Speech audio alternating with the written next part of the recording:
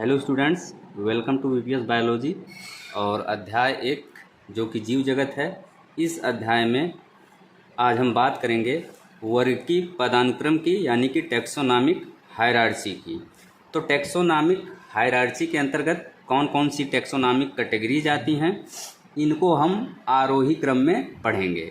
आरोही क्रम मतलब बढ़ते हुए क्रम में। तो जो सबसे पहली टैक्सोनॉमिक कैटेगरी आती है वर्गीय पदानुक्रम में, वो है जात। जात यानी कि स्पीसीज। तो सबसे पहले हम समझते हैं जात की डिफिनीशन क्या होती है। स्टूडेंट्स, जीवों का एक समूह जो आकारिकीय लक्षणों में समान होता है तथा अपने समूह में जनन कर अपने समान जीवों को उत्पन्न करे, जाति कहलाता है। ये हो गया जाति का डिफिनीशन। और नेक्स्ट हम बात करें तो जाति जो होती है, यानी जो स्पीसीज होती है, ये वर्गीकरण या वर्ग की पदानुक्रम की सबसे छोटी इकाई होती है।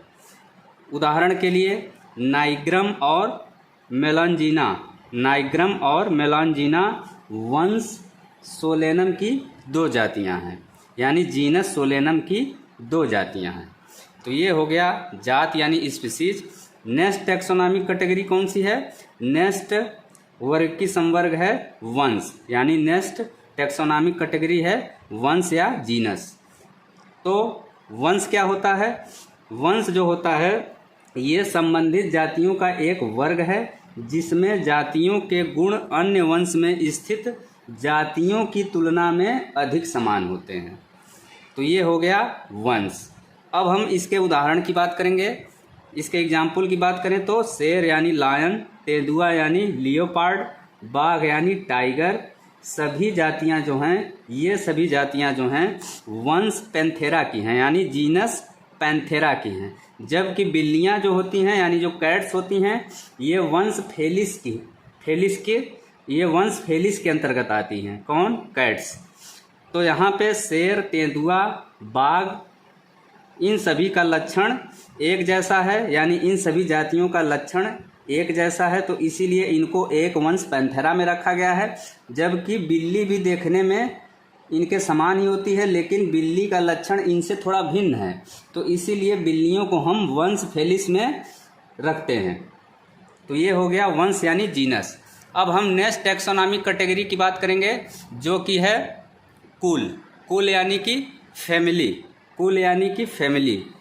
तो फैमिली जो होती है यह संबंधित वंशों यानी कि संबंधित जेनरा, अगर हम एक की बात करें तो जीनस का एक समूह है जिसमें कुछ सामान्य विशेषताएं होती हैं, लेकिन वंश और जाति की तुलना में इनमें जो होती है कम समानता होती है। किसमें? फैमिली में।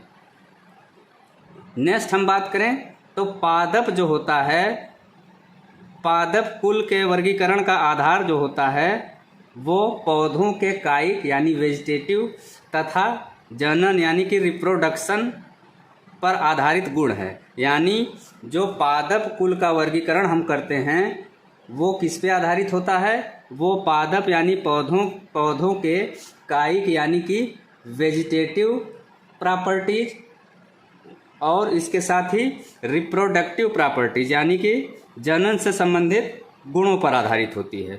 उदाहरण के लिए, उदाहरण इसका क्या है? फैमिली का।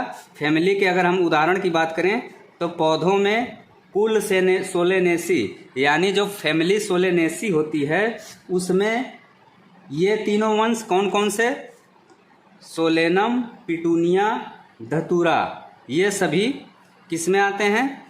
कुल सोलेनेसी में आते हैं।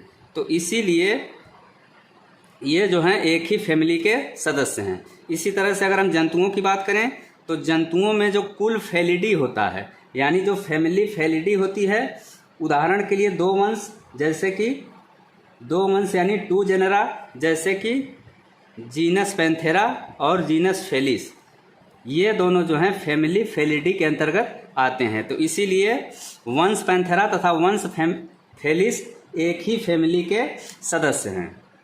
तो ये हो गया फैमिली। अब हम नेक्स्ट बात करते हैं अगली टैक्सोनॉमिक कैटेगरी कौन सी है? अगली टैक्सोनॉमिक कैटेगरी है गण यानी कि आर्डर। तो सबसे पहले हम समझते हैं कि आर्डर क्या होता है स्टूडेंट्स, यह फैमिलीज का संयोजन है जो कुछ समान लक्षणों को प्रदर्शित करता है। यानी कि ऐसी फैमिली जिसमें कि कुछ समान लक्षण पाए जाते हैं उनको हम एक ही गण यानी कि एक ही आर्डर में रखते हैं। फॉर एग्जाम्पल, उदाहरण के लिए गण पॉलीमोनियल्स यानी कि आर्डर पॉलीमोनियल्स, इसमें जो हैं फैमिली सोलेनेसी आती है तथा फैमिली कन्वोलुएसी आती है। तो इनसे इन फैमिली से संबंधित जो पौधे होते हैं वो एक ही आर्डर पॉलीमोनियल्स में आते हैं। तो ये हो गया गण के कुछ पौधों के एग्जाम्पल। अब हम कुछ जंतुओं का एग्जाम्पल देखते हैं जो कि एक ही गण यानी कि आर्डर में आते हैं। फॉर एग्जाम्पल, गण कार्निवोरा यानी कि आर्डर कार्निवोरा में कौन कौन सी फैमिली आती है? फैमिली फेलिडी आती है और फैमिली कैनिडी आती है। तो इन दोनों फैमिली से संबंधित जो जंतु होते हैं वो एक ही आर्डर कार्निवोरा में आते हैं। तो ये हो गया गण यानी आर्डर। नेक्स्ट हम बात करेंगे किसकी? वर्ग की। वर्ग यानी कि क्लास। तो आइए देखते हैं कि वर्ग या क्लास क्या होता है स्टूडेंट्स। वर्ग में एक या अधिक संबंधित गण होते हैं, यानी क्लास में एक या अधिक संबंधित आर्डर होते हैं जो एक दूसरे से रिलेटेड होते हैं। तो उनको हम एक ही वर्ग या क्लास में स्थान देते हैं। फॉर एग्जाम्पल, उदाहरण के लिए वर्ग मैमेलिया यानी क्लास मैमेलिया में कौन से गण आते हैं? गण प्राइमेटा आता है और गण कार्निवोरा आता है। ये दोनों गण या ये दोनों आर्डर एक ही क्लास में आते हैं। अब हम बात करेंगे अगला वर्ग की संवर्ग का, यानी कि अगली टेक्सोनॉमिक कैटेगरी की, जो कि है संघ यानी कि फाइलम। तो संघ क्या होता है? संघ में स्टूडेंट्स कुछ समान लक्षणों वाले वर्ग यानी कि क्लास आते हैं, यानी कि ऐसे वर्ग जिनमें कुछ समान लक्षण पाए जाते हैं उनको हम एक ही संघ में स्थान देते हैं। फॉर एग्जाम्पल, जैसे संघ कार्डेटा। तो संघ कार्डेटा में कौन से जंतु आते हैं? ऐसे जंतु आते हैं जिनमें कि नोटोकार्ड तथा पृष्ठीय तंत्रिका तंत्र यानी कि डार्सल न्यूरल सिस्टम पाया जाता है। तो ये ऐसे जो जंतु होते हैं ये एक ही संघ कार्डेटा में आते हैं। अगर हम पौधों की बात करें तो पौधों में जो कुछ समान लक्षणों वाले वर्ग यानी क्लास होते हैं उनको एक ही डिवीजन में स्थान दिया जाता है।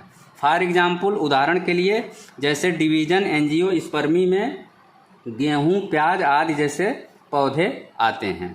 तो जहाँ पे हम जंतुओं के लिए संघ यानी फाइलम शब्द का प्रयोग करते हैं तो वहीं पौधों के लिए हम फाइलम के स्थान पर किसका प्रयोग करते हैं? डिवीजन का प्रयोग करते हैं। ये अंतर आपको याद रखना पड़ेगा। अब हम बात करते हैं सबसे उच्चतम टैक्सोनॉमिक कैटेगरी की, यानी सबसे उच्चतम वर्ग की संवर्ग की, जो कि है जगत यानी किंगडम। तो जगत क्या होता है? यह उच्चतम वर्ग की संवर्ग यानी कि टैक्सोनॉमिक कैटेगरी होता है। नेक्स्ट हम बात करें तो जो सभी जंतु होते हैं उनको जगत एनिमेलिया में स्थान दिया गया है तथा जो सभी पादप यानी सभी पौधे होते हैं उनको जगत प्लांटी में स्थान दिया गया है। तो स्टूडेंट्स, ये था आज का वीडियो। अगर वीडियो आपको अच्छा लगे तो वीडियो को लाइक करें, शेयर करें, साथ ही चैनल सब्सक्राइब करना न भूलें।